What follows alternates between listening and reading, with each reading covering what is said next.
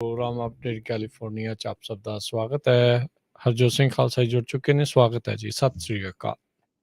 ਸਤਿ ਸ਼੍ਰੀ ਅਕਾਲ, ਧੰਨਵਾਦ ਜੀ ਆਇਆਂ ਨੂੰ। ਪੰਜਾਬੀ ਰੇਡੀਓ ਯੂਐਸਏ ਦੇ ਜਿੰਨੇ ਵੀ ਸਰੋਤੇ ਸਾਡੇ ਸਾਰੇ ਹੀ AM ਸਟੇਸ਼ਨ, FM ਸਟੇਸ਼ਨ, ਘਰਾਂ ਦੇ ਵਿੱਚ ਰੇਡੀਓ ਸੈਟਸ ਦੇ ਰਾਹੀਂ, ਟੈਲੀਫੋਨ ਦੇ ਰਾਹੀਂ, ਫੇਸਬੁੱਕ, YouTube ਤੇ ਲਾਈਵ ਦੇਖ ਰਹੇ ਹੋ, ਸੁਣ ਰਹੇ ਹੋ, ਸਾਰਿਆਂ ਨੂੰ ਜੀ ਆਇਆਂ ਨੂੰ ਤੇ ਬਹੁਤ ਹੀ ਪਿਆਰ ਤੇ ਸਤਿਕਾਰ ਭਰੀ ਸਤਿ ਸ਼੍ਰੀ ਅਕਾਲ। ਸਰੋਤਿਓ, ਅੱਜ ਜੁਲਾਈ ਦੀ 20 ਤਰੀਕ ਆ, ਦਿਨ ਬੁੱਧਵਾਰ ਆ, ਤੇ ਤੁਹਾਡੇ ਲਈ ਸ਼ਾਮ ਦਾ ਅਪਡੇਟ ਕੈਲੀਫੋਰਨੀਆ ਪ੍ਰੋਗਰਾਮ ਲੈ ਕੇ ਹਾਜ਼ਰ ਹੋਏ ਆ। ਪ੍ਰੋਗਰਾਮ ਸ਼ੁਰੂ ਕਰਨ ਤੋਂ ਪਹਿਲਾਂ ਸਾਡੇ ਅੱਜ ਦੇ ਸਪਾਂਸਰਸ, ਉਹਨਾਂ ਦਾ ਧੰਨਵਾਦ। ਖਾਲਸਾ ਇੰਸ਼ੋਰੈਂਸ ਏਜੰਸੀ, ਜਿਨ੍ਹਾਂ ਦੇ ਕੋਲੋਂ ਤੁਸੀਂ ਹਰ ਇੱਕ ਤਰੀਕੇ ਦੀ ਇੰਸ਼ੋਰੈਂਸ ਕਰਵਾ ਸਕਦੇ ਹੋ। ਇੰਸ਼ੋਰੈਂਸ ਬਾਰੇ ਪਤਾ ਕਰਨ ਲਈ ਕਾਲ 408 272 2500 4082722500। ਟੇਰਕੇਣਾ ਇਮੀਗ੍ਰੇਸ਼ਨ ਲਾ ਫਰਮ ਇਮੀਗ੍ਰੇਸ਼ਨ ਦਾ ਹੋਵੇ ਕਿਸੇ ਵੀ ਤਰੀਕੇ ਦਾ ਕੰਮ, ਕਾਲ ਅਟਰਨੀ ਜੇ ਟੇਰਕੇਣਾ 415 909 0503। Amarjit Singh Fresno, Gurbachan Singh Nagra Sacramento, Navjit Singh Dhillon university, Avtar Singh Manzil Clovis, Yuvraj Singh Dhaliwal, Kamaljit Singh Makhan Daulatpuria Stockton, Harjinder Brar Bakersfield. Zander group, ਜਿੱਥੋਂ ਤੁਸੀਂ ਹੋਮ ਲੋਨਸ, ਘਰ ਖਰੀਦਣ ਅਤੇ ਘਰ ਵੇਚਣ ਦੀਆਂ ਸਰਵਿਸਿਜ਼ ਲੈ ਸਕਦੇ ਹੋ। ਕਾਲ ਮੋਹਨ ਚੀਮਾ 855 905 2575। ਇਹਨਾਂ ਸਾਰਿਆਂ ਦਾ ਧੰਨਵਾਦ। ਜੇਕਰ ਤੁਸੀਂ ਜਾਂ ਕੋਈ ਹੋਰ ਕਾਰੋਬਾਰ ਇਸ ਪ੍ਰੋਗਰਾਮ ਨੂੰ ਸਪਾਂਸਰ ਕਰਨਾ ਚਾਹੁੰਦੇ ਹੋ ਤਾਂ ਸੰਪਰਕ ਕਰ ਸਕਦੇ ਹੋ ਨੰਬਰ 408 722 7698 ਦੇ ਉੱਤੇ।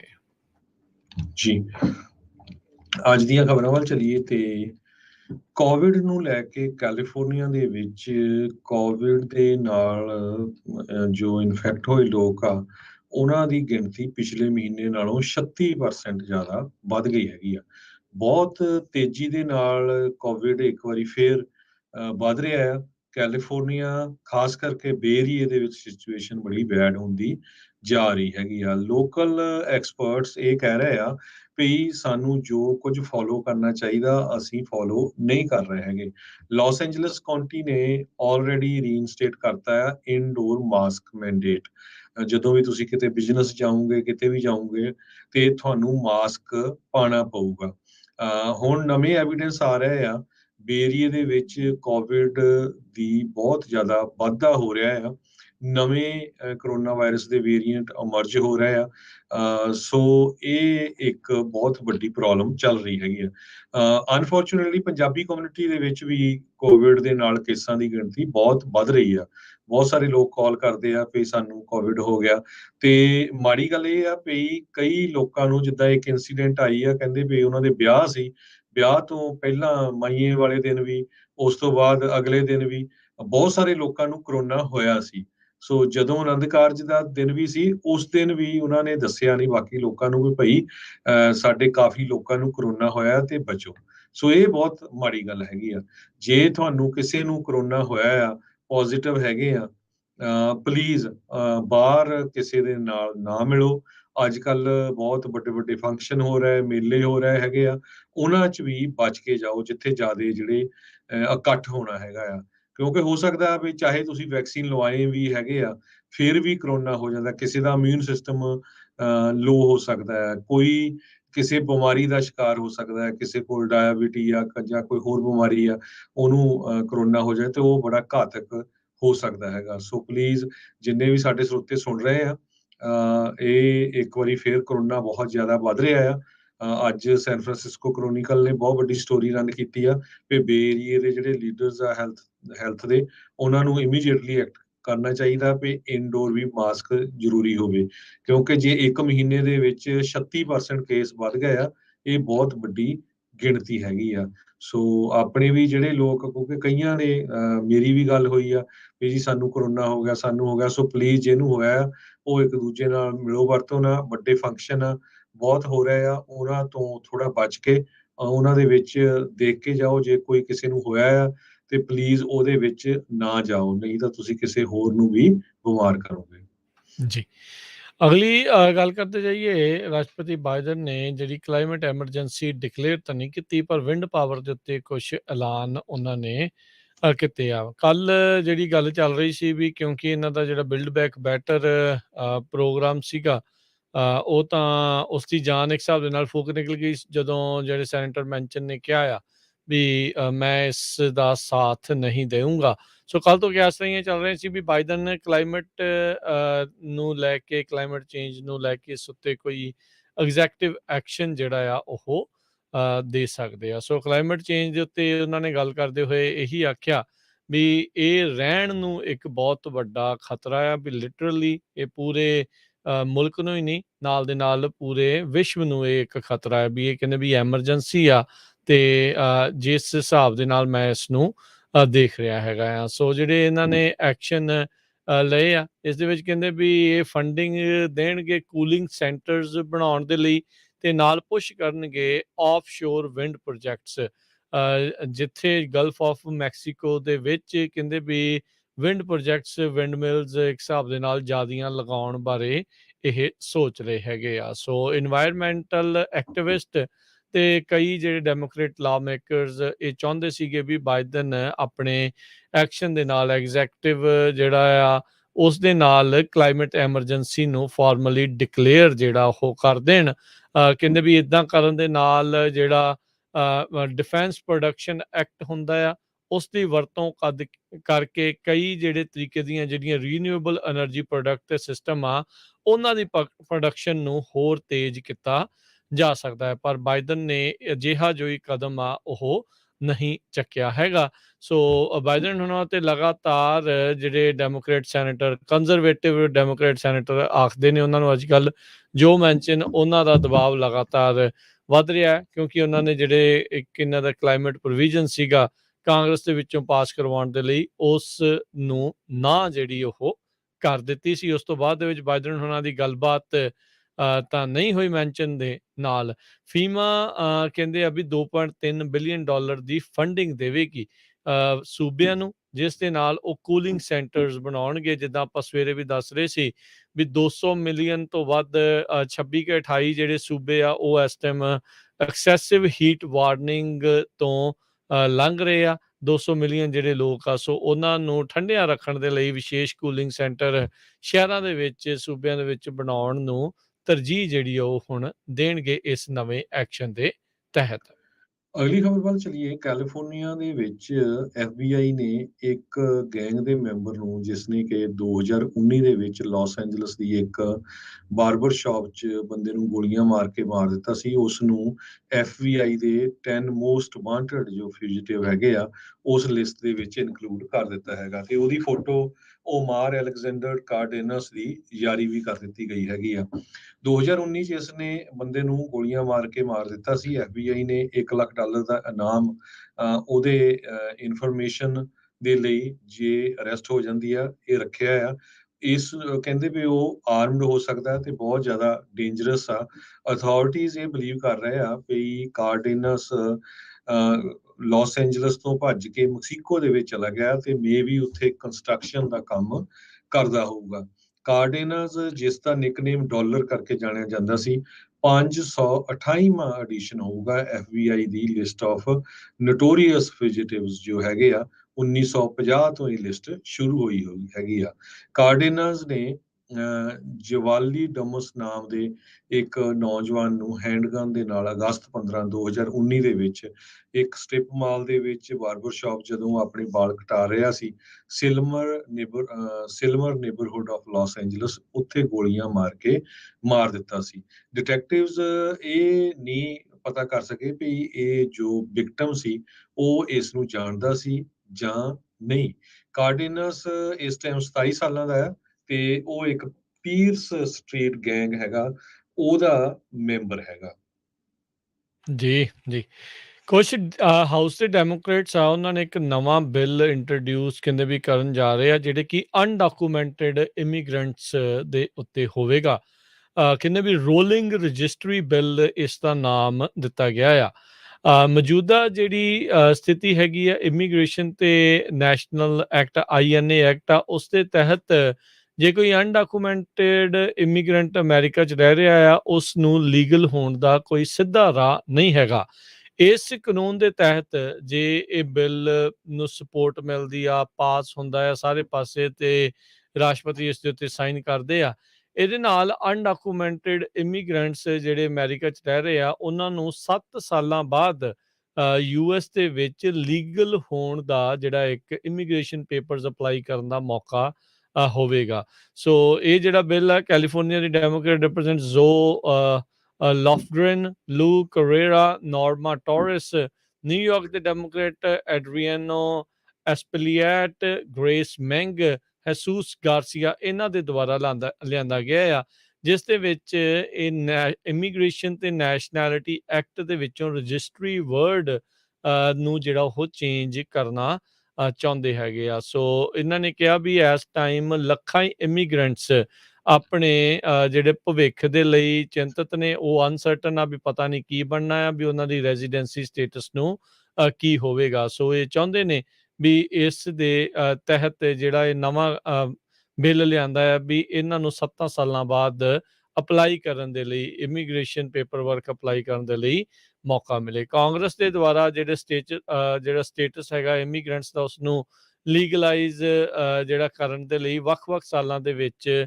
ਚੀਜ਼ਾਂ ਜਿਹੜੀਆਂ ਉਹ ਕੀਤੀਆਂ ਗਈਆਂ। ਲਾਸਟ ਵਿੱਚ 1972 ਵਿੱਚ ਇਹ ਸਾਰਾ ਕੁਝ ਹੋਇਆ ਸੀ। ਪਹਿਲੋਂ 1921, ਫਿਰ 1924, ਫਿਰ 28, ਫਿਰ 40 ਤੇ ਫਾਈਨਲੀ 1972 ਵਿੱਚ ਜਿਹੜੇ ਇਲੀਗਲ ਵੀ ਸੀ ਉਹਨਾਂ ਨੂੰ ਲੀਗਲ ਹੋਣ ਦਾ ਮੌਕਾ ਬਣਿਆ ਸੀਗਾ। ਸੋ ਉਸ ਤੋਂ ਬਾਅਦ ਦੇ ਵਿੱਚ ਇੱਦਾਂ ਦਾ ਕੁਛ ਨਹੀਂ ਹੋਇਆ। 1986 ਦੇ ਵਿੱਚ ਜਿਹੜੇ ਪ੍ਰੈਜ਼ੀਡੈਂਟ ਰੀਗਨ ਆ, ਉਹਨਾਂ ਨੇ ਇਮੀਗ੍ਰੇਸ਼ਨ ਐਮਨੈਸਟੀ ਜਿਹੜੀ ਦਿੱਤੀ ਸੀ, ਪਾਥਵੇ ਟੂ ਸਿਟੀਜ਼ਨਸ਼ਿਪ, ਉਸ ਟਾਈਮ ਦੇ ਉੱਤੇ 3 ਮਿਲੀਅਨ ਅਨਡਾਕੂਮੈਂਟਡ ਇਮੀਗ੍ਰੈਂਟ ਸੀ। ਇਸ ਮੌਕੇ 10 ਤੋਂ 11 ਮਿਲੀਅਨ ਅਨਡਾਕੂਮੈਂਟਡ ਇਮੀਗ੍ਰੈਂਟਸ ਦੱਸੇ ਜਾਂਦੇ ਆ, ਪਰ ਹਾਲ ਦੀ ਘੜੀ ਕੋਈ ਉਹਨਾਂ ਨੂੰ ਪੱਕਿਆ ਹੋਣ ਦਾ ਰਾਹ ਨਹੀਂ ਹੈਗਾ।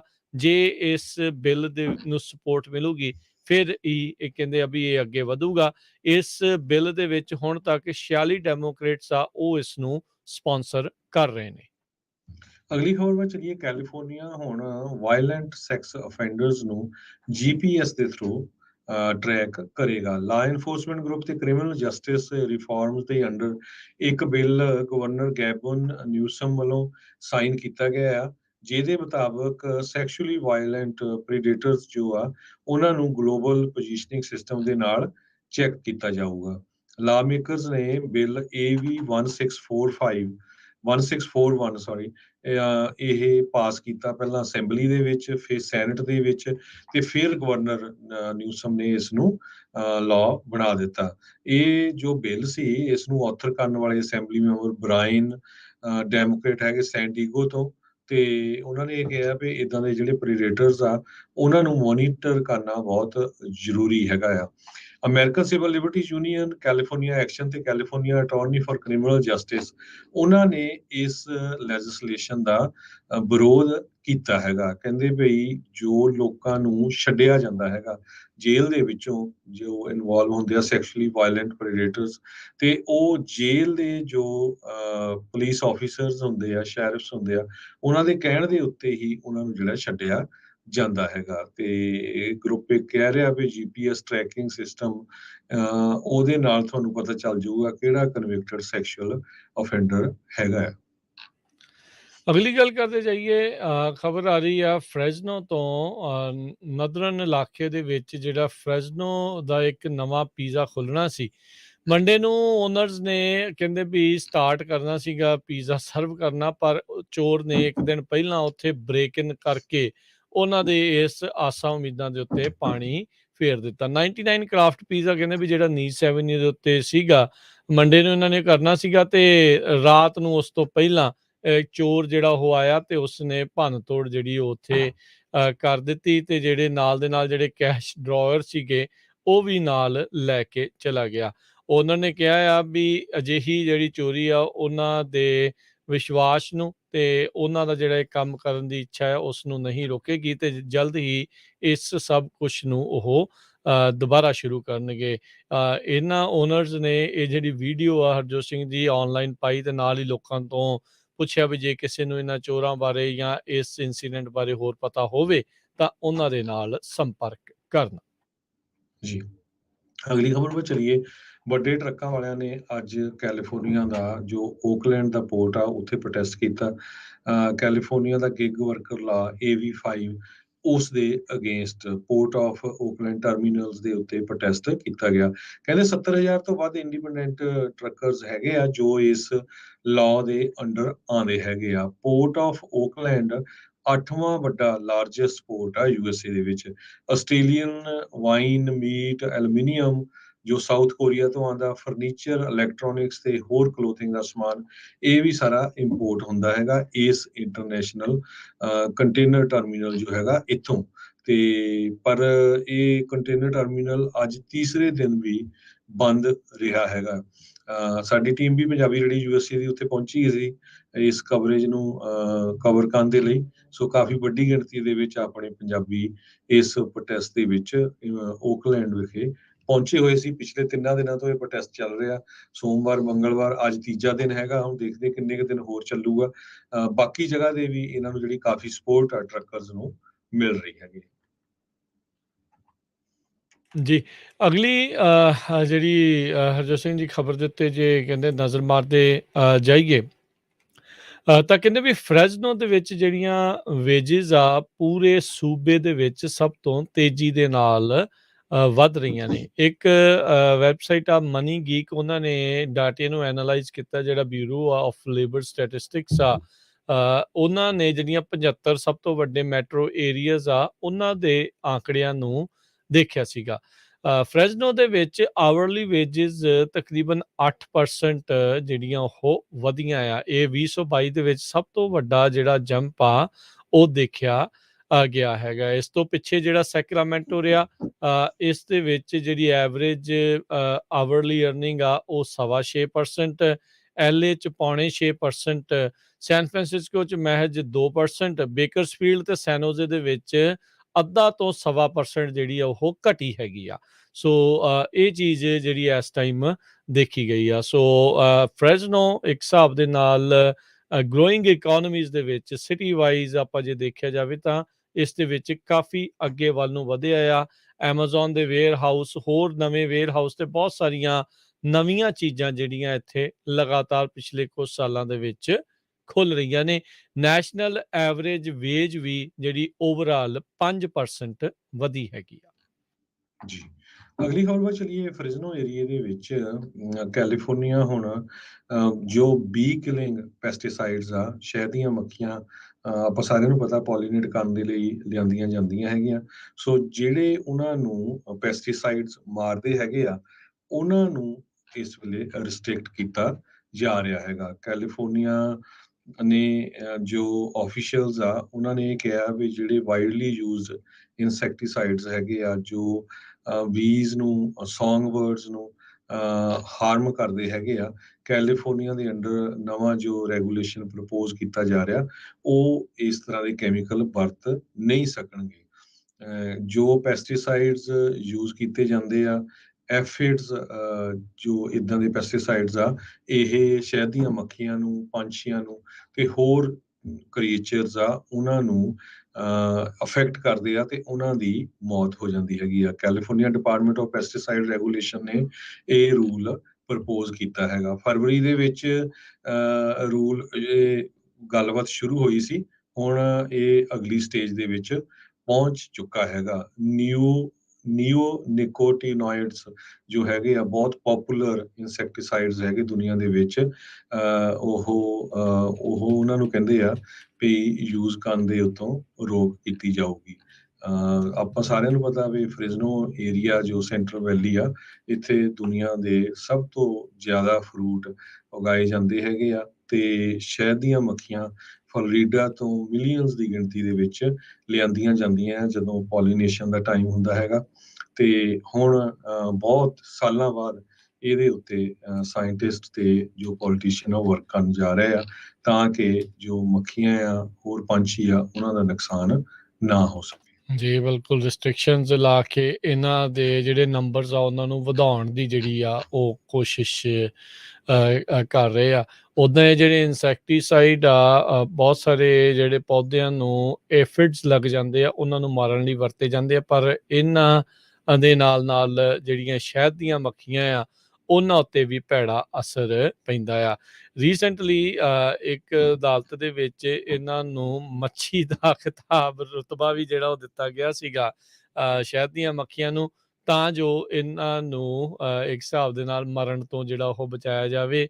ਐਕਸਟੈਂਟ ਹੋਣ ਵਾਲੀਆਂ ਜਿਹੜੀਆਂ ਪ੍ਰਜਾਤੀਆਂ ਦੇ ਵਿੱਚ ਉਹਨਾਂ ਨੂੰ ਐਡ ਕਰਨ ਦੀ ਉਸ ਦੇ ਜ਼ਰੀਏ ਜਿਹੜੀ ਉਹ ਕੋਸ਼ਿਸ਼ ਸੀਗੀ। ਸੋ ਇਹਦੇ ਨਾਲ ਜਿਹੜੀ ਇੱਥੇ ਦੀ ਐਲਮੰਡ ਇੰਡਸਟਰੀ ਆ ਤੇ ਹੋਰ ਜਿਹੜੀ ਪੋਲੀਨੇਸ਼ਨ ਜਿਹੜੀ ਚਾਹੀਦੀ ਹੁੰਦੀ ਆ, ਜੇ ਸ਼ਹਿਦ ਦੀਆਂ ਮੱਖੀਆਂ ਵੱਧਦੀਆਂ ਆ ਤੇ ਉਸ ਦੇ ਨਾਲ ਫਾਇਦਾ ਹੋਵੇਗਾ।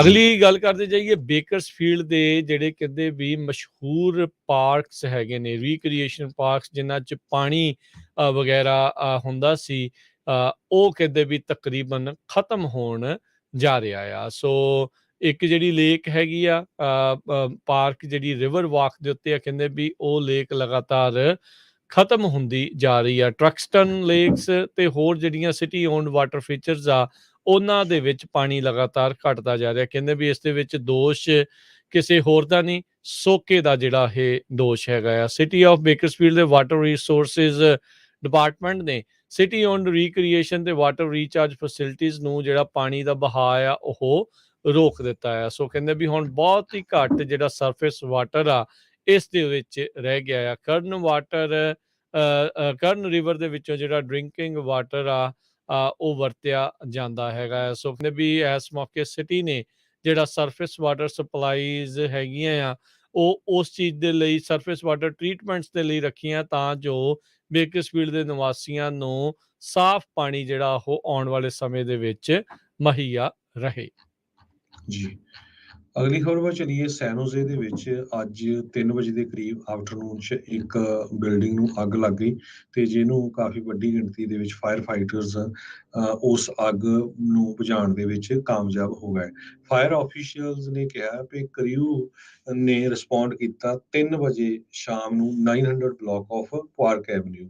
ਈਵਨ ਦੋ ਕਹਿੰਦੇ ਭਈ ਹੁਣ ਇਹ ਪਹਿਲਾਂ ਅਲਾਰਮ ਸਾਈਜ਼ 2 ਕਰਕੇ ਇਸ ਨੂੰ ਫਾਇਰ ਦੱਸਿਆ ਗਿਆ ਸੀ। ਕਾਫੀ ਖਤਰਨਾਕ ਅੱਗ ਲੱਗੀ ਹੋਈ ਸੀ ਤੇ ਹੁਣ ਫਾਇਰ ਨੂੰ ਕੰਟੇਨ ਕੀਤਾ ਜਾ ਚੁੱਕਾ ਹੈ ਤੇ ਕੰਪਲੀਟਲੀ ਆਊਟ ਹੈਗੀ ਆ। ਪਰ ਆਫੀਸ਼ੀਅਲ ਇਹ ਕਹਿ ਰਿਹਾ ਵੀ ਉਸ ਏਰੀਏ ਦੇ ਵਿੱਚ ਟਰੈਵਲ ਨਾ ਕੀਤਾ ਜਾਵੇ, ਖਾਸ ਕਰਕੇ ਪਾਰਕ ਐਵਨਿਊ ਜੋ ਕਲੋਜ਼ਡ ਆ ਬਿਟਵੀਨ ਸਨੋਲ ਤੇ ਰੈਨਰ ਸਟਰੀਟ ਦੇ, ਕਿਉਂਕਿ ਉੱਥੇ ਟ੍ਰੈਫਿਕ ਨੂੰ ਰੋਕਣ ਦੇ ਲਈ ਕੁਝ ਸਟਰੀਟਸ ਜਿਹੜੀਆਂ ਆ ਬੰਦ ਕਰ ਦਿੱਤੀਆਂ ਗਈਆਂ। ਫਾਇਰ ਫਾਈਟਰਸ ਅੱਗ ਨੂੰ ਬੁਝਾਉਣ ਦੇ ਵਿੱਚ ਲੱਗੇ ਹੋਏ ਸੀ। ਸੈਨੋਜ਼ੇ ਦੀ ਫਾਇਰ ਡਿਪਾਰਟਮੈਂਟ ਨੇ ਇਹ ਵੀ ਕਨਫਰਮ ਕੀਤਾ ਇਹ ਜੋ ਬਿਲਡਿੰਗ ਜਿੱਥੇ ਅੱਗ ਲੱਗੀ ਸੀ ਇਹ ਖਾਲੀ ਹੈਗੀ ਆ ਤੇ ਲੱਗਦਾ ਨਹੀਂ ਕਿਸੇ ਦੇ ਕੋਈ ਬੰਦਾ ਅੰਦਰ ਸੀ ਜਾਂ ਕਿਸੇ ਤਰ੍ਹਾਂ ਦੀ ਚੋਟ ਲੱਗੀ ਹੈਗੀ ਆ। ਜੀ, ਸਮਾਂ ਵੀ ਆਪਣੇ ਪ੍ਰੋਗਰਾਮ ਦਾ ਸਮਾਪਤ ਆ ਤੇ ਜਾਣ ਤੋਂ ਪਹਿਲਾਂ ਜੇ ਤੁਹਾਨੂੰ ਦੱਸਦੇ ਜਾਈਏ ਕੀ ਜਿਹੜਾ ਮਾਹੌਲ ਰਿਹਾ ਮਾਰਕੀਟ ਦਾ। ਅੱਜ ਡਾਓ ਜੋਨ ਦੇ ਵਿੱਚ 48 ਪੁਆਇੰਟ ਦਾ ਵਾਧਾ ਹੋਇਆ, 31,875 ਤੇ ਬੰਦ ਹੋਏ। S&P ਦੇ ਵਿੱਚ 23 ਪੁਆਇੰਟ ਵਧੇ, 3960 ਤੇ ਬੰਦ ਹੋਇਆ। ਨੈਸਡੈਕ ਦੇ ਵਿੱਚ 100 ਤੇ 85 ਪੁਆਇੰਟ ਵੱਧ ਕੇ 11,898 ਤੇ ਬੰਦ ਹੋਇਆ। ਸੋਨੇ ਦਾ ਭਾਅ ਘਟਿਆ ਆ, $1691 ਪ੍ਰਤੀ ਆਉਂਸ। ਕੱਚੇ ਤੇਲ ਦੀ ਕੀਮਤ $102 ਹੈ ਪ੍ਰਤੀ barrel. 10 year yield 3.02%। Crypto currencies 'ਚ ਬਿਟਕੋਇਨ 23,292 ਤੇ ਇਥੀਰੀਅਮ $1530 ਦੇ ਬਰਾਬਰ ਚੱਲ ਰਿਹਾ ਹੈ।